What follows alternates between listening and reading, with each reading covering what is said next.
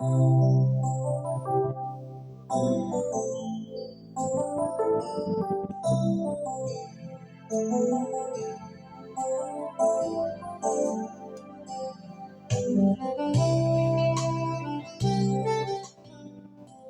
you. Bless you. We thank God for moments like this when we want to share the word of God and continue with the subject of prayer and faith. In our last broadcast, we said faith, according to the biblical definition, is the substance of things hoped for. And substance is evidence. I mean, you must experience it. An evidence of the unseen. And I'm saying that you need to carry evidence in order to hope. And the evidence you have is the hand of the unseen realm that has intervened in your life throughout. The little interventions like healing, like you are still alive, you sleep and you wake up. When times were difficult, but then you saw a call just came through. These are evidences you have that the unseen realm is actually working. Based on that, you know that it worked for you before. So you have hope that what is ahead of you, the hope which is in the future, he will certainly do it. So you graduate, you move. So there are typical examples like the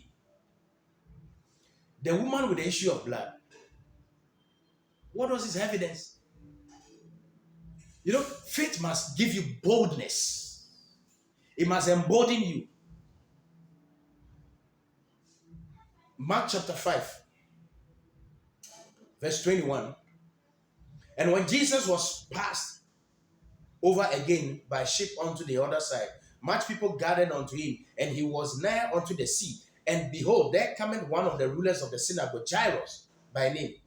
And when he saw him, he felt at his knee, and besought him greatly, saying, My little daughter lieth at the point of death. I pray thee, come and lay thy hands on her, that she may be healed.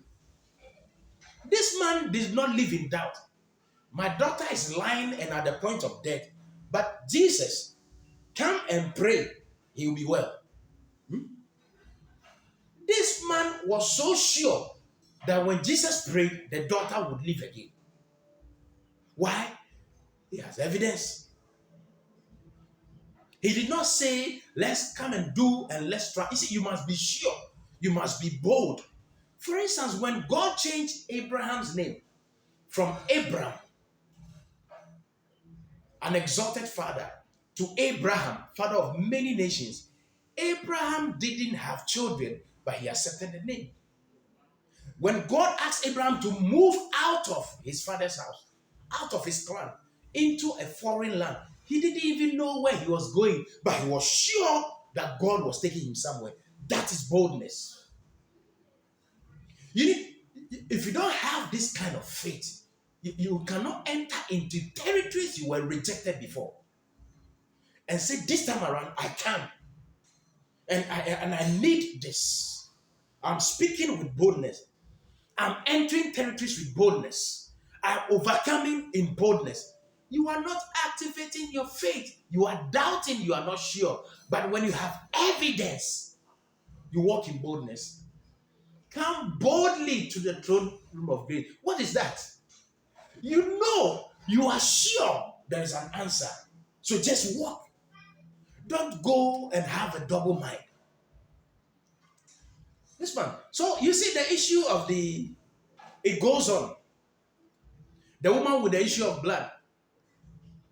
12 years bleeding. And what did he say? If I can just touch the hem of his garment, I will be well.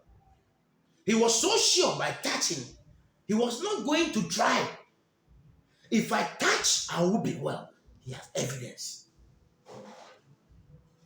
So this woman broke protocol, because Jesus was on his way to pray for somebody who was dying. But Jesus stopped because of this woman's faith.